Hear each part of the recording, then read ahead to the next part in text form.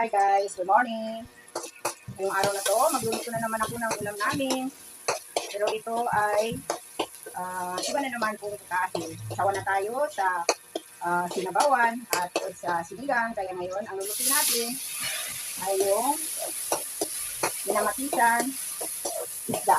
So ayan guys, nagisa na ako ng sibuyas, bawang at luya at sinunod ko na yung kamatis. 3 kamatis ito guys.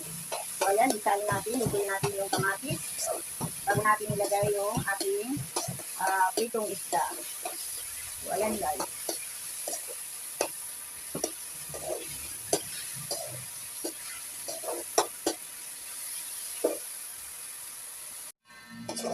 Ayan guys, luto na yung ating kamatis. Kaya maglagay na tayo ng tubig. Pero ito guys ay tinimplahan ko ng cornstarch. Ayan guys. Lagyan natin dito.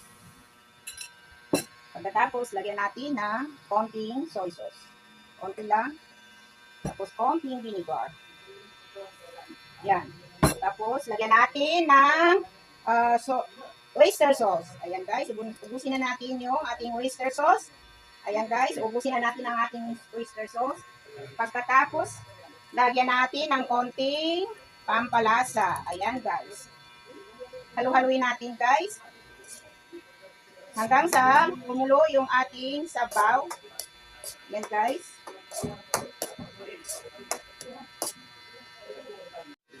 So ayan na guys, kumulo na yung ginawa nating sauce. Kaya ilagay na natin yung ating piniritong isda. Ayan guys. Tapos yung ating bell pepper. Ayan. Ang ating green peas. Ayan guys. Ayan guys.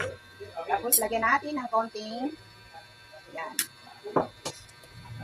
So, kainahin natin yung ating apoy. Ayan na guys. Tingnan nyo guys. Oh, ang sarap ng kanyang sabaw. Ito yung gusto natin na mangyari sa ating ginawang sauce. Yung ganyang kalapot guys. Ayan. So, ngayon guys, tikman natin kung okay na po yung lasa. Wow, ang sarap guys. Ang sarap guys. Ayan guys. Sigurado, masasarapan na naman dito ang aking asawa. Siya lang naman itong aking pinagluluto.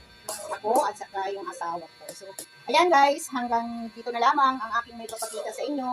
Maraming salamat guys. Tingnan nyo, di ba? Ang sarap. Ayan guys. Maraming salamat sa inyong panunood.